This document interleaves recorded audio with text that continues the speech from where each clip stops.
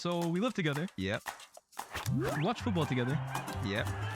We talk about football together. Yep. Why don't we just start a podcast? Sounds like a plan to me. Ladies and gentlemen, welcome back to the Eye Test. It's myself, DS, and my boy CultureCams. The transfer window has slammed shut. I've always wanted to say that, man. I've always wanted to say that. Somewhere out there, some giant-ass window has just closed.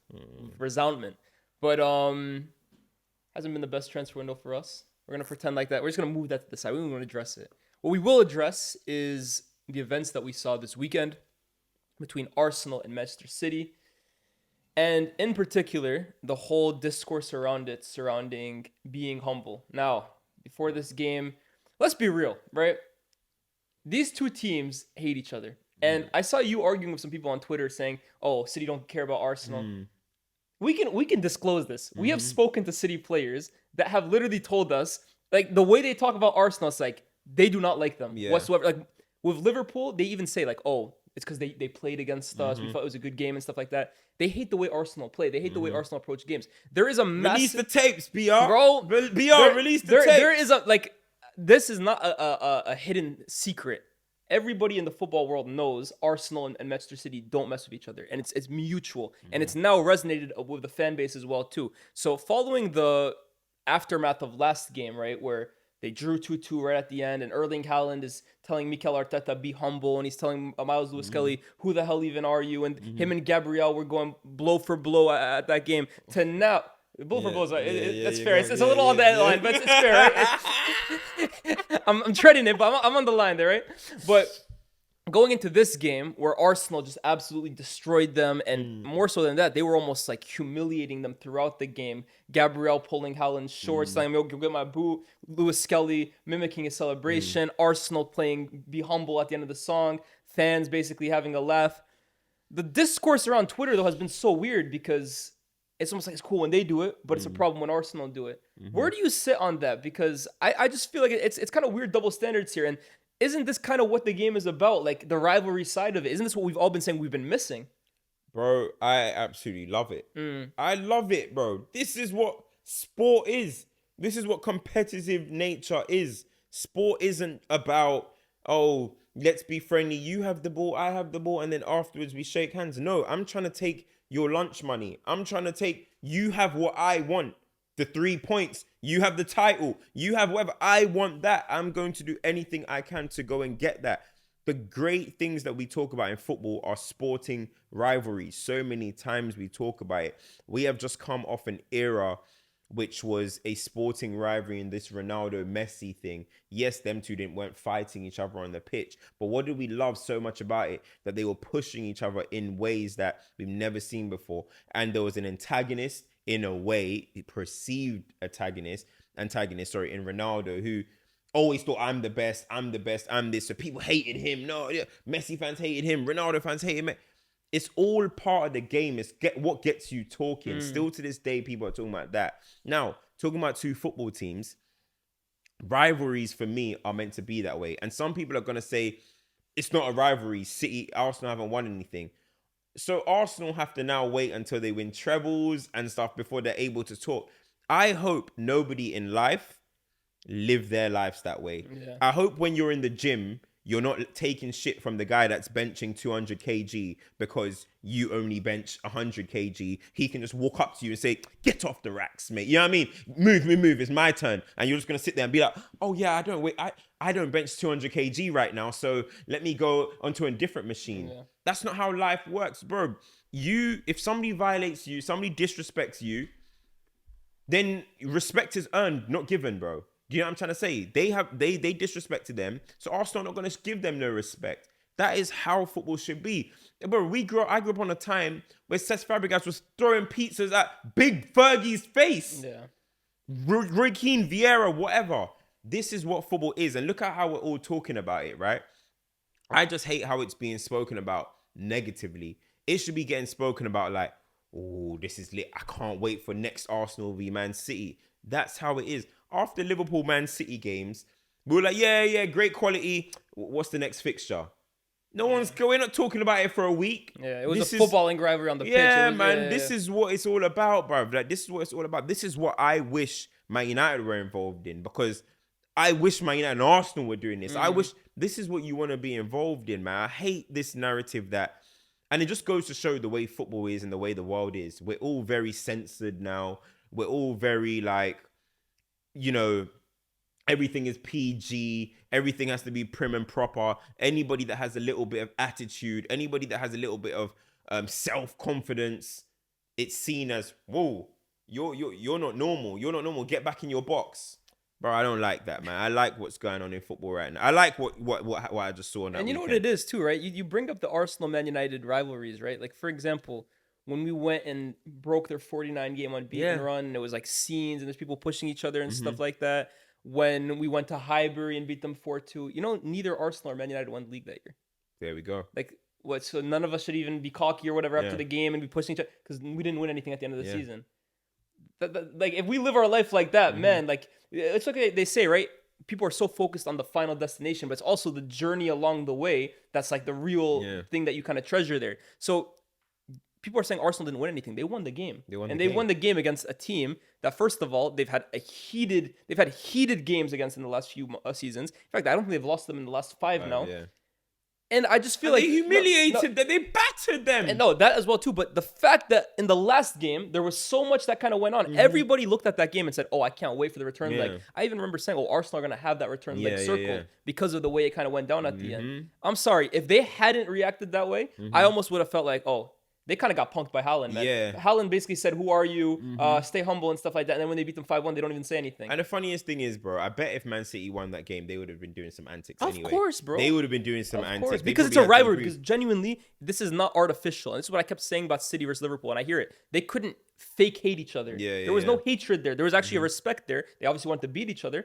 But Pep and Klopp are literally hugging at the end of every single game like they're long lost brothers. Yeah, Arteta's not that type of person. These two despise each other in terms of the football clubs. The players, I'm sure the staff, the set of fans, they hate each other. Bro, the thing is, right, like, that is just the way it is. Like, forget about Man United, Arsenal. People are going to say it's ancient time. Let's talk about the El Clasico, for example. That's what it is. El Clasico, Jose Mourinho's antics, the way Ramos and PK and all these guys will be fueling it every single time they play. Guys will be hacking down Messi. People are pushing. Dani Alves is getting involved. Everybody is getting involved in this, right? And that is what we love. We didn't only love because that was the highest quality of football matches maybe we've seen in terms of the names on the pitch. However, it was also that bite that we loved. We loved that bite. You don't have to be Roy Keane and Vieira builds to make a game spicy. Do you know what I mean? It's just about what is going on pre-game, what's going on post-game, what's going on in the press conferences, and then what's going on spilling out onto the pitch. This is what we love. Do you know what I mean? This is what you love to see. You don't always want to see, bro, in the peak of Rafa Nadal and Roger Federer, they weren't loving in a love party. Now that they're older and they're now mature and wise men, oh, I love it. I can't wait to have dinner with them. I can't wait. That's perfectly fine. Djokovic, these men weren't here begging for love from their rivals. They don't want that. They're here competing. You're competing for the same thing. Why should there be this loving party? Why should there be this respect or stay humble? Or especially when the other team hasn't shown you that respect. Man City have never respected Arsenal to be receiving, and that's absolutely fine. But I just feel like it's crazy double standards here, man. I don't think.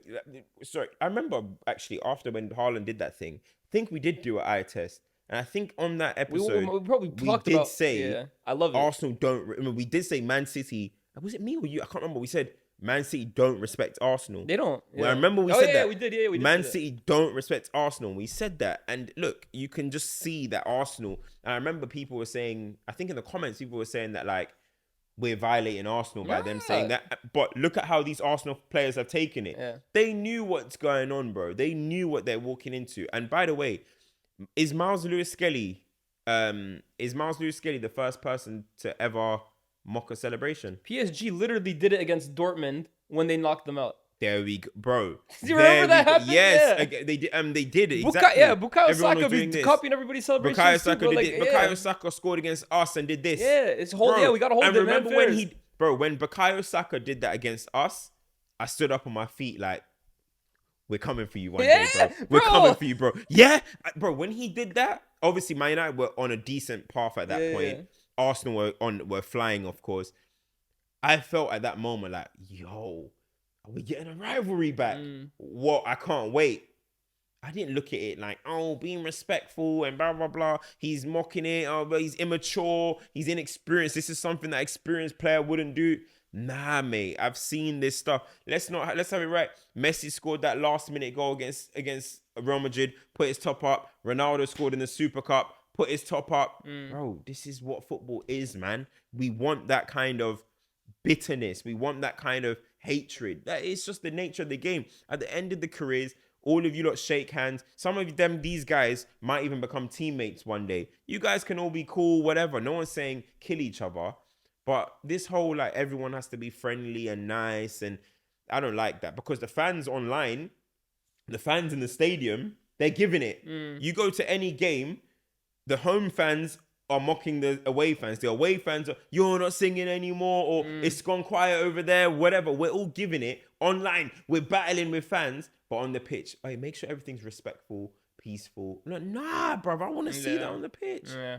You know what I mean? Nah, I completely agree with you, bro. I completely agree with you. I felt like the aftermath of that was just so not what I was expecting, to be honest with you. Let's move to the next one, right? This is a prediction for you. Because obviously Marcus Rashford has officially joined Aston Villa on loan. Even though, by the way, I read today, Aston Villa made 5 signings this window. Yeah. It was what? Malin, Rashford, Asensio, Disasi, and there was a 5th one. I can't remember exactly what it was. But I think they can only register 3 of them for the Champions League. For the Champions League, only 3 of them can be registered. So it'll be interesting to see who kind of gets left out of that. I don't think Rashford's going to be one of them. Rashford, probably. Yeah. I think Asensio will be chosen as well, too. Disasi. Yeah, Malin, though, is he not... Yeah, I don't know. But the question for you is, how will this kind of play out? Like, do you see this being a big success for him? They asked us as well, too. Over, under on 10 goals before the summer. 10? Yeah, 10 in all competitions. I wouldn't say 10 in just the league. But how do you kind of... How do you envision this Rashford spell at Villa going? Because let's be real as well, too, before you go. This is a big thing for... Like, if Rashford has the ability to get his career back on track by performing well at Villa, similar to I remember when Lingard did that thing at West Ham. But also, if this doesn't work out for him, I feel like he's kind of in the footballing wilderness. Like he might be starting to enter obscurity if he really doesn't make the most out of it. So these 6 months are massive for his career. I mean, you saw in his press conference, his conversation with the Aston Villa channel or whatever, and he kept talking about, but he mentioned a few times like it's only a short-term loan. So in my mind, he still has Barcelona and these type of teams in his sights. That's what I'm thinking. He's going there thinking, I'm going to go and do what I need to do, but in the summer, I'm still going to get to those destinations. And the only way you can do that is by performing. Do you know what I mean? Is by performing at Villa. Because if, as you mentioned, if he has a stinker, then it's going to be like, okay, nobody even wants to go near you. But if he goes and performs, so that for me is going to be a motivation for him. I think it is going to be a little bit kind of individualistic mindset. Like, I'm here to do what I need to do. That doesn't mean he's not going to be passing and stuff, but I think he's going to have that focus.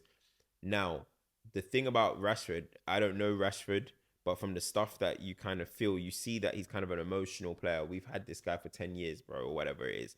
He's kind of an emotional player, and I'm just wondering, like, I know he wanted to leave this country, bro. Do you know what I mean? He wanted to leave. He's still here. He didn't want to go to Aston Villa. He ended up at Aston Villa, but... So that's my concern. Is he emotionally just going to kind of put that to the side and be like, well, I'm at Villa for this next 6 months. I'm going to... Well, that's what when you just said right now, saying, in his conference, he kept saying like, I'm here for the short term. And you think like he's going to have bigger teams on his mind. I honestly hope he doesn't. Like, I hope he just, for the next 6 months, puts his head down and focuses on the assignment at hand. I hope he just focuses for the next 6 months. Let me just get my career back on track. Don't even think about Barcelona in the summer like that. That's the way I would hope he kind of approaches this. Yeah, it's how I think he's gonna do. You know, it's hard because like he hasn't played for a few weeks now, so maybe he's gonna have to get up to speed. But I'm looking at, I'm like, 10 goals that you said. I don't think he's scoring 10 goals. I think 10 goals is a lot, personally. 10 goals, he'll have to go on a mad run of form like Lingard did. Who would have predicted Lingard would have scored Lingard 10? went Linsanity, bro. But that was crazy. 10 goals. 10 goals is quite. Where are we in February? Yeah. Crunch time of the season. 10 goals. I don't think he'll get 10, but if he can get about 7, 8 goals, basically what he got at us this season, I think that'll be enough for him to kind of be like, well, I've still got something going. I've still got a lot in my tank. Do you know what I'm trying to say? And teams should still be looking at him. I think the question mark is, though, is he walking straight into their 11? Because Jacob Ramsey is now playing on the left-hand side. Villa, are kind of very unpredictable at the moment in terms of their form. They're like up and down, innit? Like one day it's a draw, then it's a win, then you don't really know what you're going to get from Villa at the moment. But they got Jacob Ramsey, they got Morgan, but then they got the right-hand side. They haven't, it's Leon Bailey and stuff. So now they just signed Asensio and Milan, who both play on the right. Yeah. What do you think? Do you think he gets into the team straight away? I don't know about straight away, but I think this has the potential to do really, really well. Obviously, this is why I continue saying, for the most part, and this has been the case for most of Rashford's career, a lot of it is on him, in my opinion. Like, if he actually puts his head down and just stays focused and like just takes this super seriously for the next 6 months, and with a world-class manager like Unai Emery at the helm, I think this could be a huge move for him because look at the way Villa play. Villa play with their attackers practically at the halfway line, ready for Ollie Watkins to hold up the ball for them.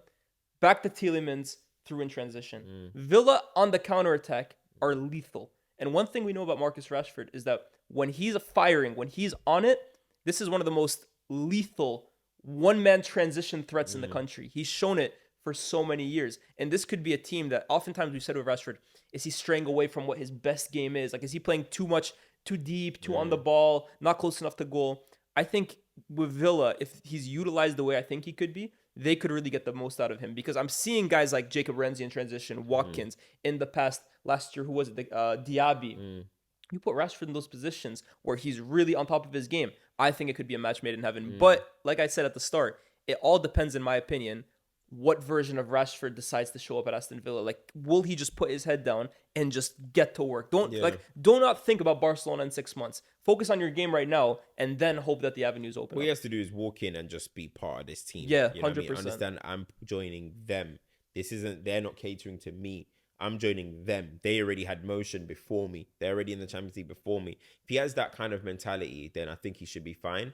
Like, one thing is, I'm not saying that Rashford is Neymar or something, yeah, but you don't want the players to start thinking like, oh, we've got Rashford, like, let's overpass to him. You know what I'm trying to say? I don't think that'll happen. I'm just saying, because realistically, like, I always say, well, Watkins was at the World Cup or Euros and Rashford wasn't. But I always say, when you go and play with your people that are like your teammates internationally or guys that haven't reached what you have internationally, you see a level of like, not idolism, but it's like a big admiration. Do you get where I'm coming from? You think Watkins, like, though, who's older than Rashford? That's what I said. Watkins was at the Euros. But he's also older than him, yeah.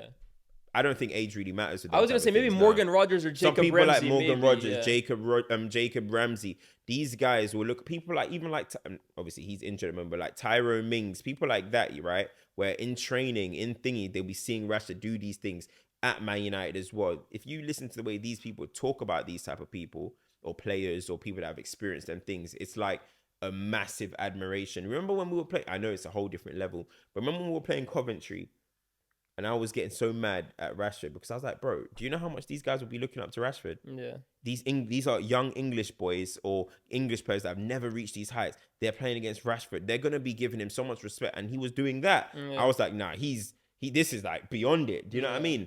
But maybe, obviously, these guys are all Premier League players. They played each other for a long time. But you will get that level of like, bro, we've got Rashford. Like, what did start of the season? We would have thought we got Rashford. You know what I mean? I still think it will hold that level of a little bit of that level of weight. So I'm just hoping for their sake, it's just like, oh, you're joining us. Like, don't think it's a situation like that. You know how funny it is, by the way, that Aston Villa have Marco Asensio and Rashford.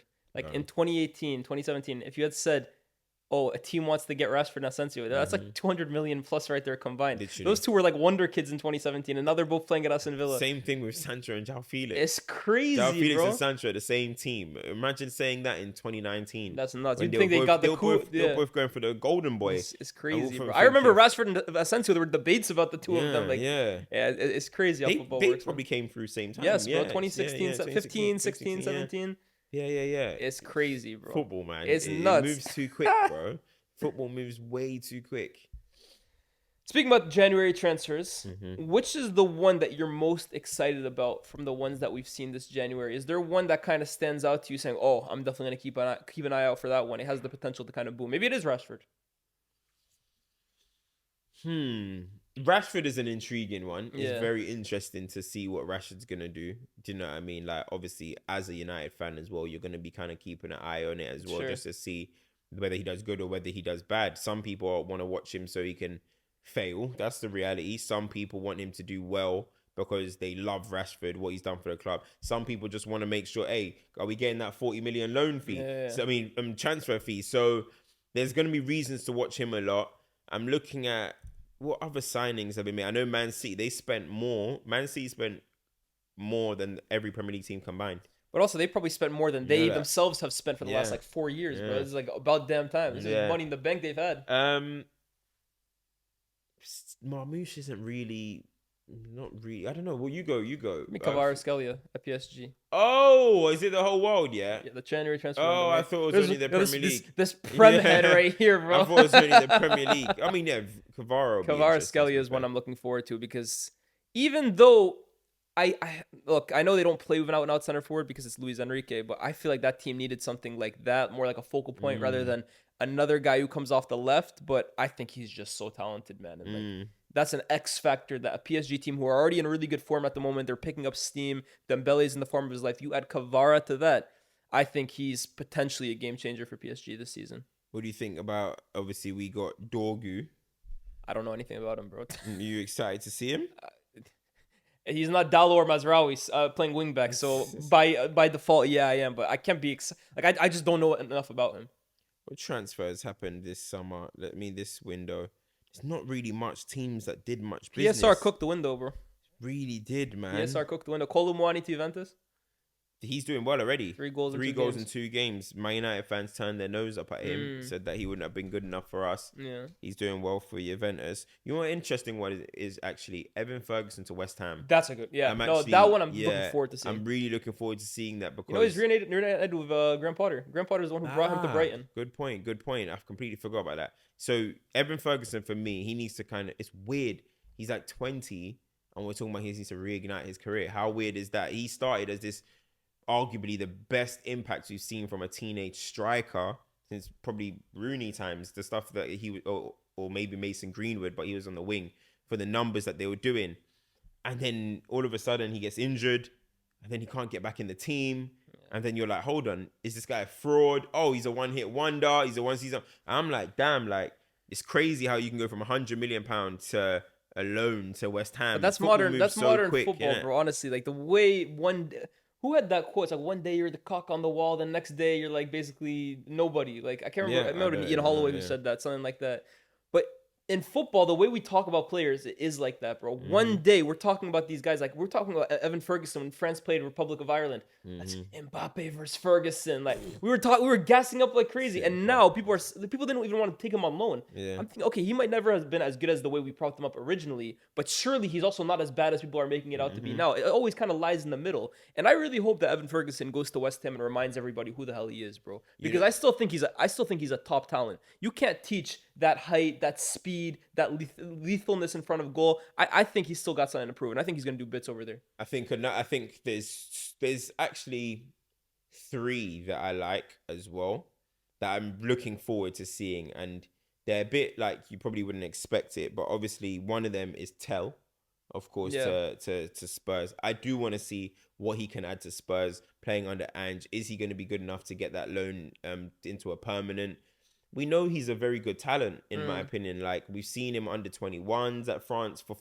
You've seen him in the small cameos for Bayern. He even scored against us last season. Yeah, last year he had a much better year than he did. Yeah. So when I look at him, like, I'm like, mate, he's 19 years old. People are talking about he's got 0 goals. He's 19 years old playing behind arguably the best striker in Europe. He's barely played as well. He's barely played. He's played 285 minutes or something like that. He hasn't even completed 390s. Bro, GA is circumstantial. Kolo Muani had like 0 goals for PSG this season. He already has 3 and 2. Exactly, bro. I've seen Harry Kane end many careers, bro. Harry Kane made Jamie Vardy retire from England because he wasn't going to get a sniff. Yeah. Harry Kane has Watkins, all these guys on it. This is Harry Kane. He's one of the best strikers in Europe. and you're 19 years old, you're a teenager, I don't expect you to get much minutes. And we were judging him by 0 goals, 0 goals. The most important thing is he probably gets off the mark, like gets up to speed of the rhythm of the game. But I'm actually looking forward to seeing what he goes and does at Spurs. And I think, listen, I'm telling you now, Man United pulled out of that loan. Let this guy score more goals than Xerxes and Højlund. And I'm on people, bro. I'm telling you, I'm on to people, bro. I'm on to people. Another one that I'm looking forward to seeing, bit random, and it's funny because I actually me and you went to go and watch this guy together, not intentionally, because we went to actually go and watch Miles and Wanyeri, is Joel Indala. Yeah, I remember Joel Indala? I remember him. Bro, that guy was the best player on the pitch. Yeah, he was crazy. He was insane. Yeah, he was crazy. And he's known for being a very, very good at academy level, ripping it up. But then he went to PSV and it kind of went quiet. We don't know why. You could be homesick. Maybe the environment's not good. Environment's everything, Things happen for young players. But now he's gone to Forest, who play brilliant counter-attacking football, dynamic on the wings. We've seen them revive Cho. We've seen them, I wouldn't say revive Alanga, but giving Alanga a new kind of a boost, a platform, let me say, to succeed.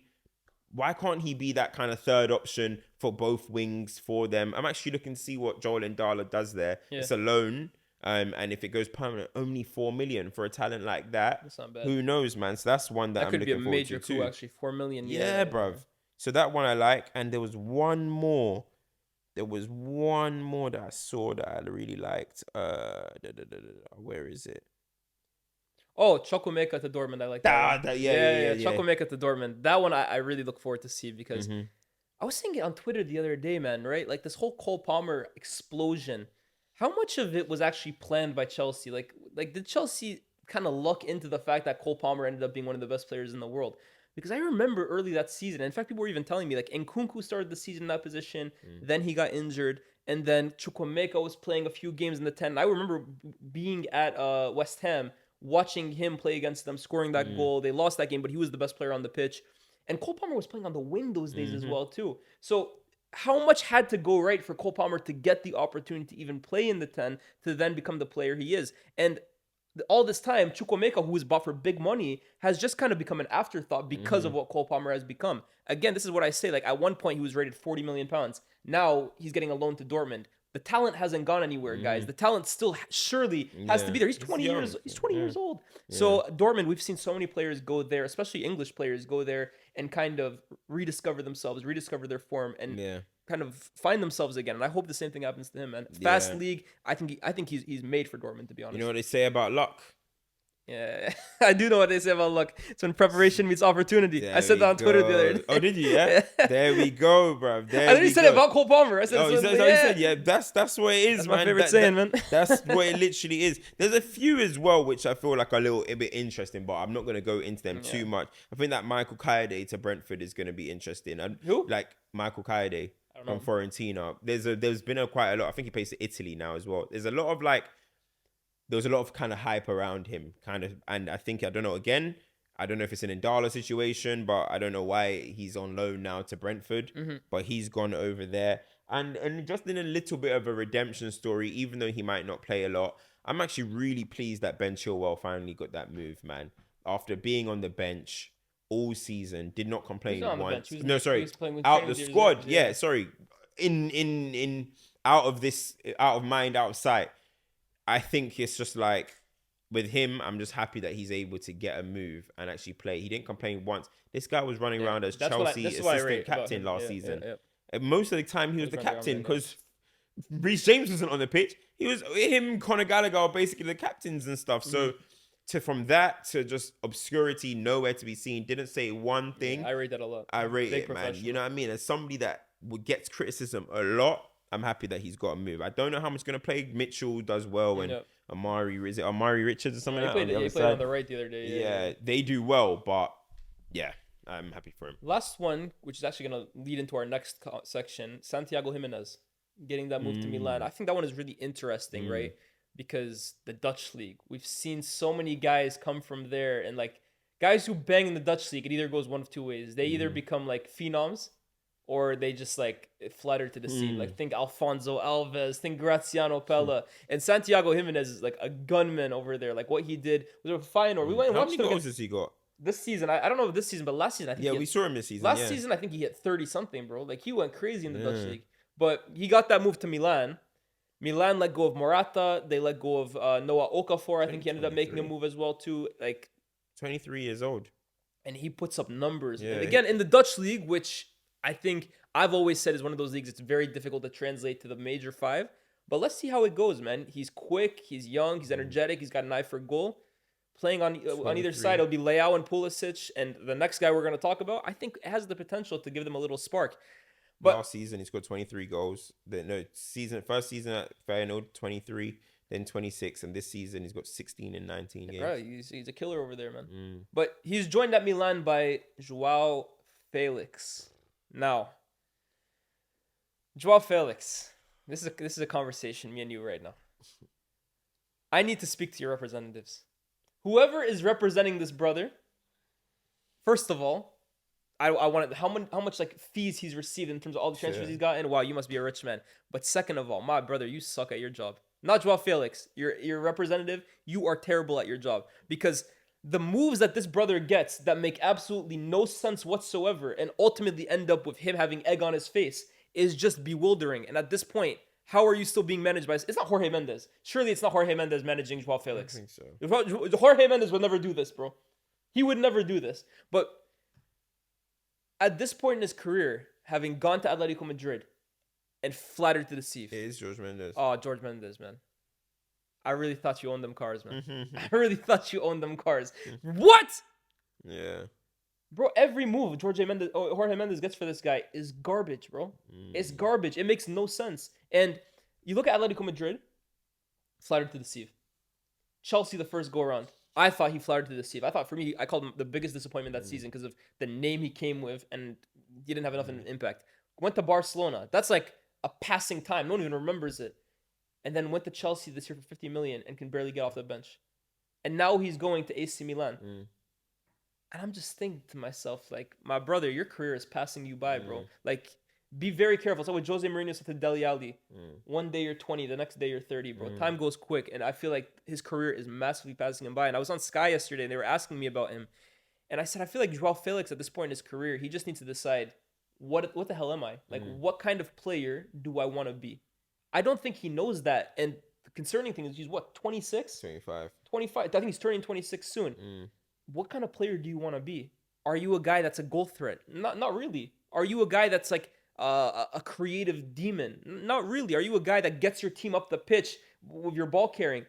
On the odd occasion, like, I just feel like with Joao Felix, forget about the goals and assists because that doesn't define a player. But I always find myself after watching him thinking, how did he impact that game?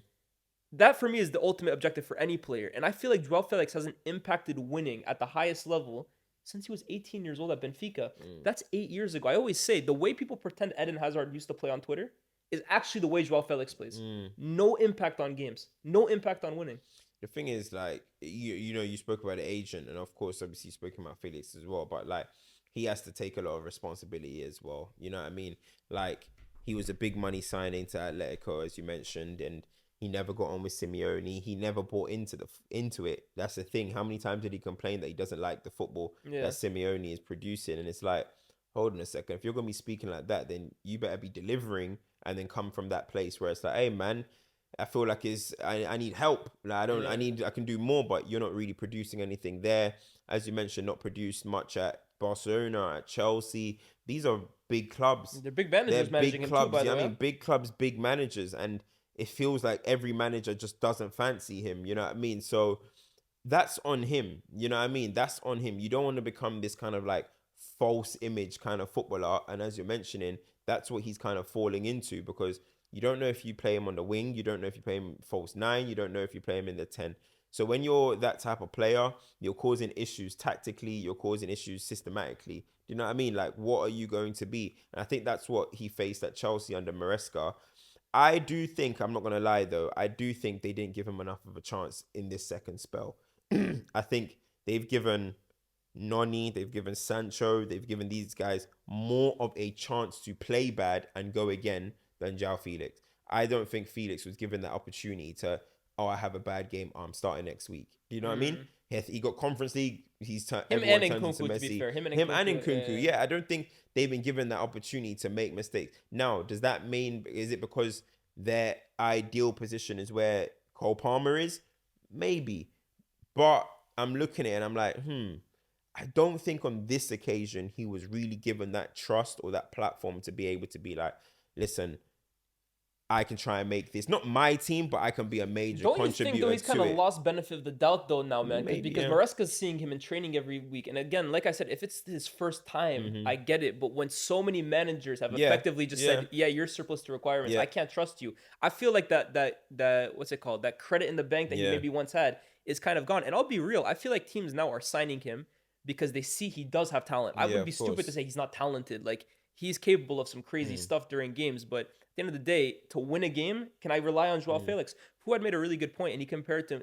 He's reminding me a bit of like what Ricardo Quaresma was at one point in his career, where Inter were taking a punt on him, Chelsea, Barca, Porto, and it's like, because we know he has talent, but then when he's here, it's like, you always want to see in the pen. You always want to see when that penny drops for talents, and I always think and I always say, Felix probably is gonna get a move soon, and 1 or 2 seasons, you're gonna be like, oh, that's why you're so talented. Do you know what I mean? That's why you were such a hyped young player, but it might be too late. You know what I mean? Ben Arthur at Nice. And he had the right manager, Claude Puel. Yeah, exactly. Like, you always get them moments where just at some point, like, not the same, because I don't know how old he is, but even like Justin Kluivert right now.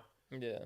Hyped youngster at Ajax. Then you got to a point where you're like, you flopped at Roma, and you're just like, who is this guy? Do you know what I mean? He's not it. And now this season he's playing, you're like, that's why you were hyped. Do you know what I mean? This might be the only season he does it. Who knows? Felix will probably have that one moment in his career. But when is that? It might be too late. When is it going to come?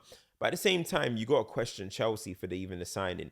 For me, it was always a confusing signing. I never understood why they bought Felix. Same. But this is what I mean in terms of football becoming a business or whatever. It kind of feels like it was a you scratch our back or we scratch your back. We'll take Felix off your hand if you take Conor Gallagher off. You know what I mean? That's how I'm looking at it now. It just seems like too weird of a transfer for it to have happened. Him barely get opportunities, then get sent on loan within 6 months of signing for 50 million or whatever it was. I think that's ridiculous, bro. I think that's just bizarre business, bro. Bizarre. Yeah. It's PSR based for real. Let's see how Joao Felix does, man. That's my final question, though. How do you think he does at AC Milan?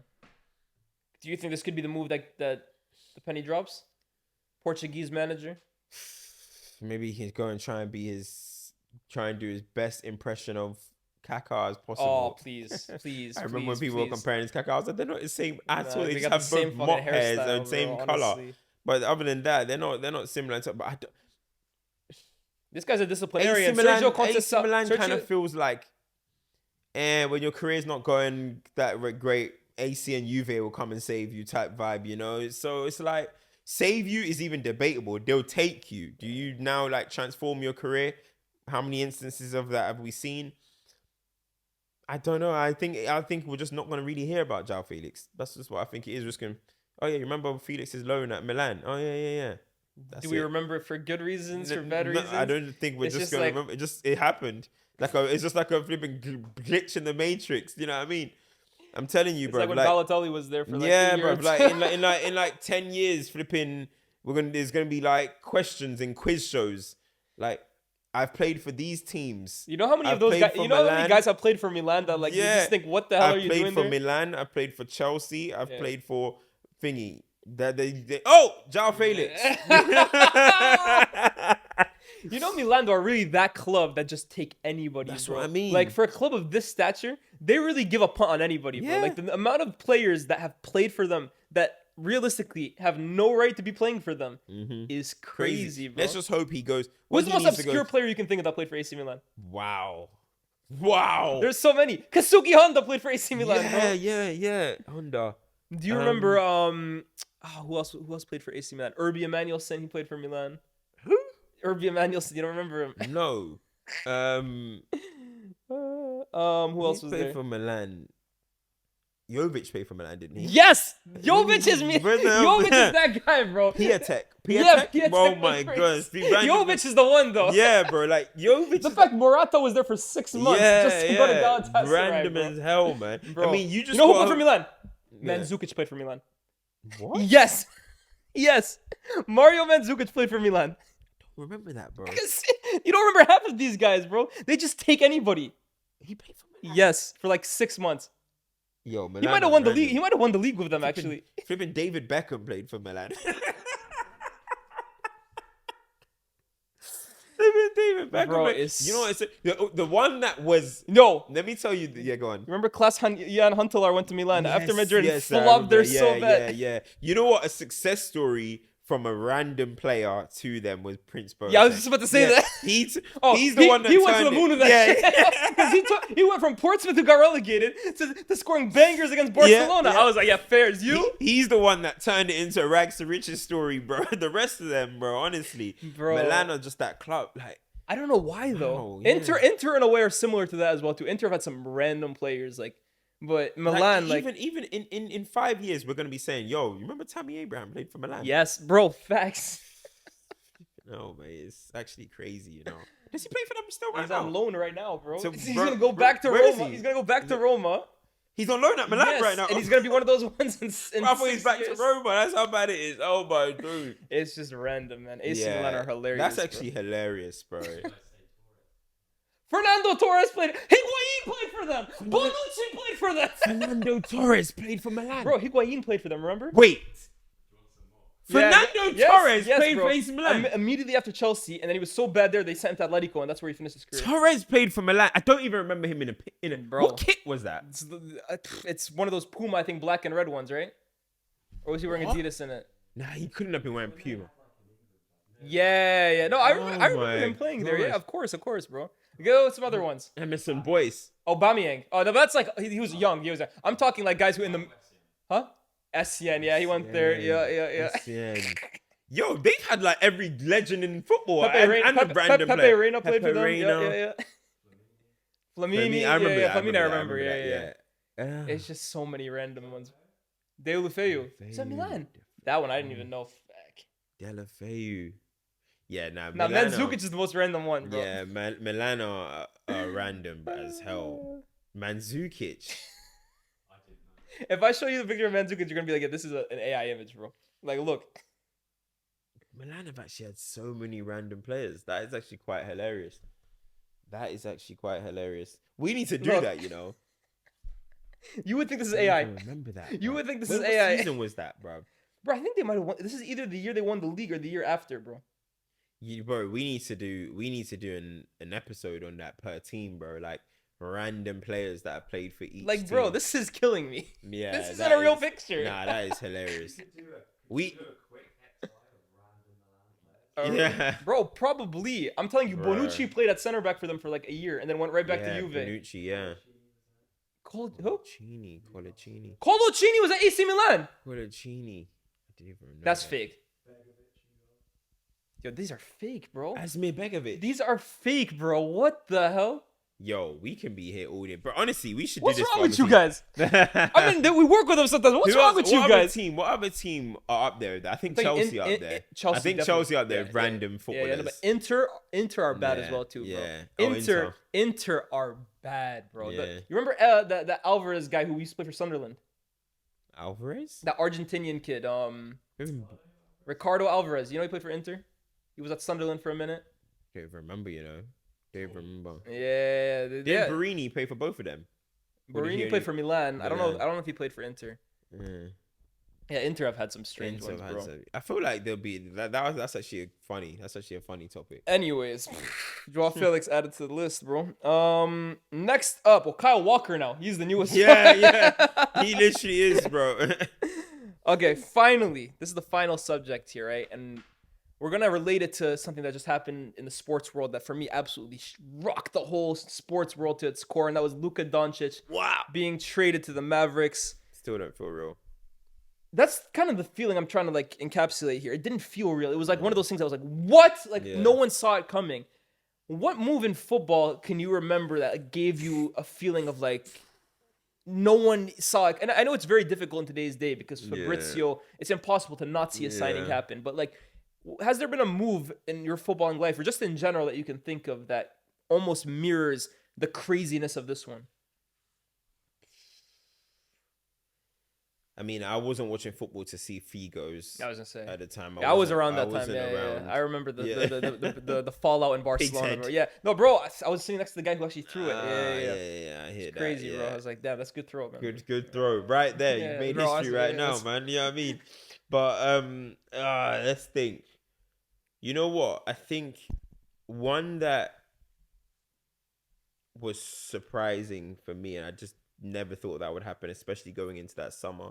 I'm gonna speak from a personal point of view first. Is Robin van Persie to Man United? Oh my god. Robin van Persie, after coming off that 11-12 season where you were like, yeah, this guy's probably the best striker in the league. You're looking at it, you're thinking, wow, he's so good. He's literally so good. He had that long sleeves, the captain armband, the green boots. Everybody was loving Van Persie. And then you just started getting these little, he could come to Man United, he could come to Man United. And we actually did it. To the way the Arsenal fans reacted, of course, the negativity from them, the joy from us. And it was one of them signings that as soon as it was done, you were like, yeah, we've won the league. Yeah, we've won the league. Forget about it. But the actual surprise that Robin van Persie made that move is up there for me in terms of shocking transfers. Yeah, I think that was so right up there, man. shocking that even to this day, Arsenal fans are still trying to get their lick back. Like, you know, whenever Arsenal fans like, yo, we need to get Rashford.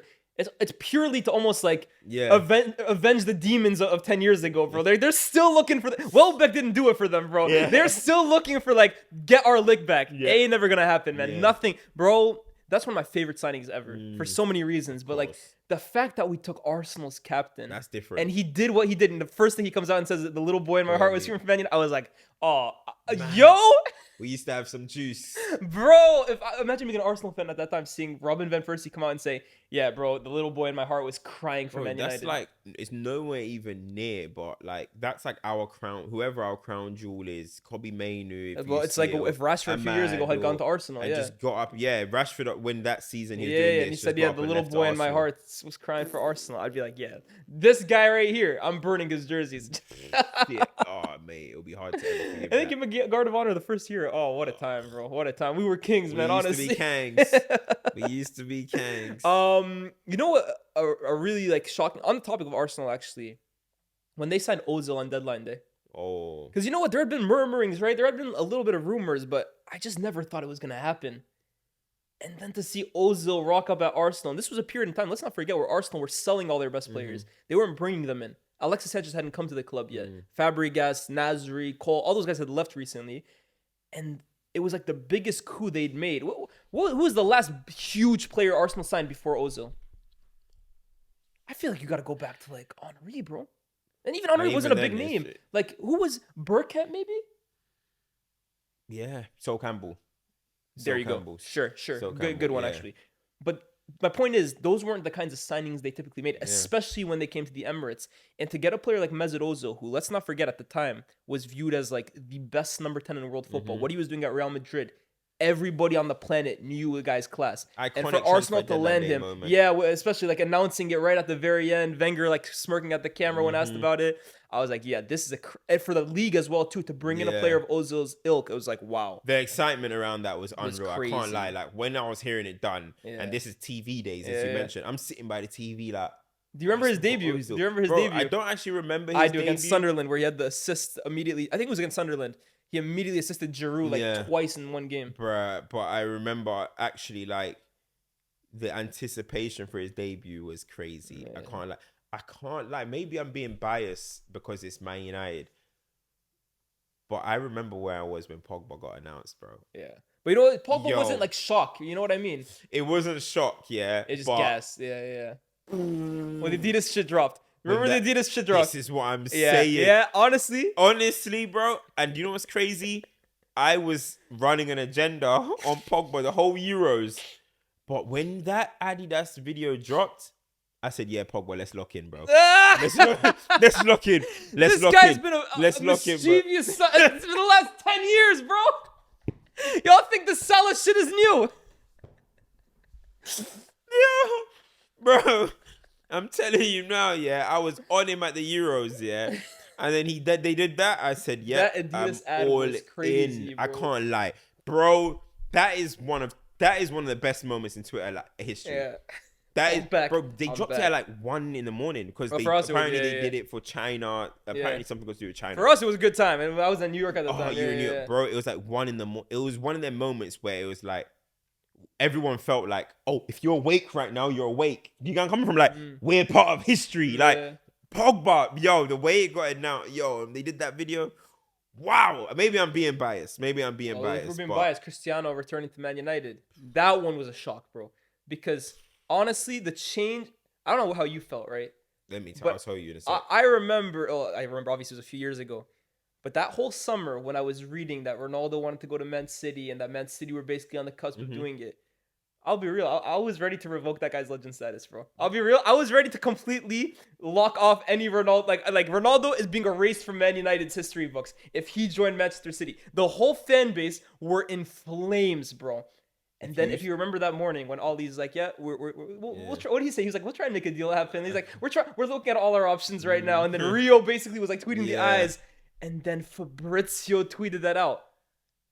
Bro, I think everybody just went from like, honestly, the dumps, the whole fan base was on the floor to like pandemonium, bro. Villain to hero, just like that. Bro, the stuff I was saying about Ronaldo when he was on his way to Man City. Legend status, bro. I wouldn't have even acknowledged the guy, bro. I promise you, I wouldn't have even acknowledged him as a football player, bro. I was physically feeling sick. Yeah. I was like, Ronaldo's gonna go and win trophies at City. Yeah. My stomach was churning, bro. I started tweeting Messi's so much better. Don't ever, bro. Yo, I said, don't ever. I wrote, don't ever compare Ronaldo to Messi. This tweet's still up. It might be. I need to find them, bro. Let me see. I need to find them and retweet that shit, bro. I said, guys, compare Ronaldo to Messi. Lol. Wait, let me see. Yeah. It might still be there, bro. The stuff that I was Bro, saying. I think everyone was on that time, though, bro. Every Man United fan was thinking, what the hell is this guy on, bro? Like, we literally... Man United, if you remember when he was at Real Madrid. Look, I put Messi with bare arrows. CR7. I think I tweeted underneath me. What did I say? You said you finally arrived.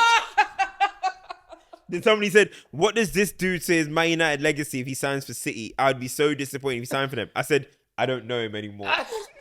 I'm sorry to tell you, yo, I don't know this man. I've never seen this man in my life. Bruh, hey, I was... Bro. Oh, but I think the whole fan base was honestly on that kind of time, bro. Like, it would have been like KD to OKC type shit. Like, yo, you're not welcome in Stratford, bro. Yeah. Oh, bruv. Bro. Oh, mate. That was...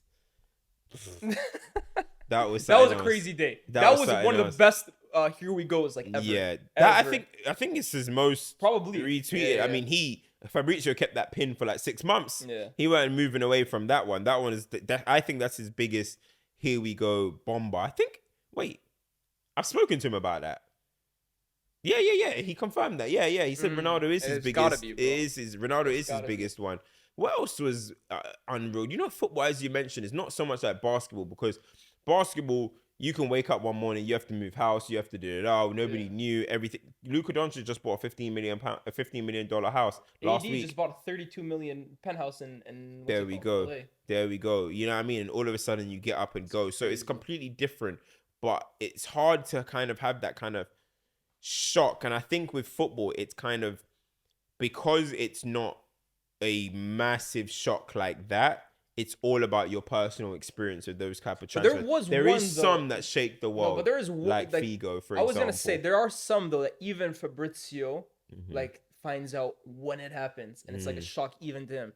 Bro, when Messi like actually left Barca, like when that bomb went down, like when Barca tweeted Lionel Messi will not continue with FC Barcelona.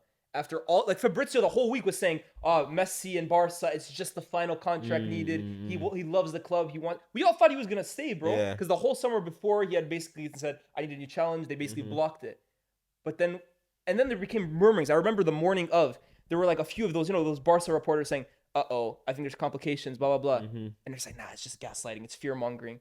And then when big FC Barcelona tweeted, Lionel Messi will not continue with FC Barcelona next season, I think the whole world just like froze. Like, this is actually happening. That's something that let's be real, Cam. No one ever thought Messi was ever going to leave Barca. Yeah. Everybody on planet Earth thought he would retire at that club. Yep. And then the tears at the Bro. Yeah, the- even he didn't expect it, bro. the No tears. one expected it. That's for me, in this age of here we goes and stuff like that, the most shocking thing I've seen. Because you're spoon-fed information these days. You're Yeah, spoon-fed yeah. every step of the negotiation. Yeah. This shit just landed on our feet. It's crazy because, as you mentioned, like transfers obviously have changed. Hey, listen, I'm nowhere near, and me and Fabrizio have spoken numerous times, and I rate him and I respect what he does and all that type of stuff. And if it's not him doing it, somebody else will be Ornstein doing will it do it, yeah, anyway. yeah. So, but it is like, you know, that feeling of when them transfers used to happen. I always say, I remember when I was at school, I wasn't in school at the time. I think I was ill. I can't even remember. But then it was just a random transfer. But Anelka signed for Chelsea. Yeah. And everyone's in school, so no one's. It's not like these days where you're just on your iPhones and stuff. So I was like, F it. I got on my bike. I rode all the way to school, outside of school, and I was just telling everyone, Anelka signed for You're Chelsea. Fabrizio for the day. Yeah, Anelka signed for Chelsea. Anelka signed for Chelsea. Yeah, bro. Like those days, man, are just so like they're gone now, innit? Yeah. But they're I don't even great. remember like the Van Persie thing. I feel like I just came home from school one day and my dad said, "Yeah, we signed Van Persie." I was Yeah. like, "What? Yeah. What the fuck did that happen, bro?" The only way I know shit is if I go on BBC Sport Football, bro. Yeah, bro. But this guy, I can't remember. Torres was huge. Torres was Chelsea. a big one, bro. Torres was a huge. And one, you know what it was Chelsea. too? We still thought Torres had a little bit of juice because the week before he Yeah. scored against Chelsea Yeah. twice. And you're just thinking Torres at the time. Obviously, he was still a big Yeah, dog. and you we know what thought I mean? if he goes to Chelsea, he can He revitalize can himself. revive himself. Exactly. Honestly, Let me ask you we this, might have 'cause to talk about from fall of you grace. remember one this day. one probably because you were Yeah. watching football a lot more than me. When Chelsea signed Shevchenko, what was it like? Bro, how many times have I said to you? No, that you yeah, were shook, right? Of course. Yeah. But can you even Yeah. remember finding out they signed him? I do remember when we found out they were signed. But the thing is, that one again was kind of spoken about for a while because of Abramovich's Yeah, they had a whole kind of relationship, yeah, connection yeah. to them and stuff. And it kind of felt like when the summer came, I don't know, maybe I might be wrong. I don't know if there was already certain situation where it was like Shevchenko was going to leave or something, but it did feel like that was going to happen already. Michael Ballack's was a lot more surprising because Michael Ballack was actually in talks with Man United as well. So it was like, we don't know where he's going to go. So that one was a lot more surprising. Shevchenko's felt kind of like it's going to happen. Ballack's was like, what? You know what I'm trying to say? And obviously they signed Ashley Cole before that, which is big as well because they're tampering. You know what that I was the first time I've ever heard of the term tapping up. You know what I just realized? The Mm-hmm. biggest transfer, like scoop shock, if you want to call it, that probably took it when Hazard tweeted, "I'm joining the European Champions." I know, I thought that as well. That but I was one like, has he's just to not- be he like, wasn't a big dog yeah, at the but time. still, it's like, damn, like that's was like mad. today. Twitter. I He don't know, broke like, his own news on That's Twitter. like if Endrick before he went to Real Madrid, Yeah. like just announced like I'm joining Los even Blancos. above Hendrick. Yeah, no facts. Like it's like a Florian Wirtz society. yeah, that's like now, if Florian yeah. Wirtz tomorrow said I'm joining Yeah. the European champions Yeah, and yeah. turned up at Real Madrid, bro. Yeah. I mean, him breaking his own transfer That's is cold. legendary. That's hard. legendary. Yeah.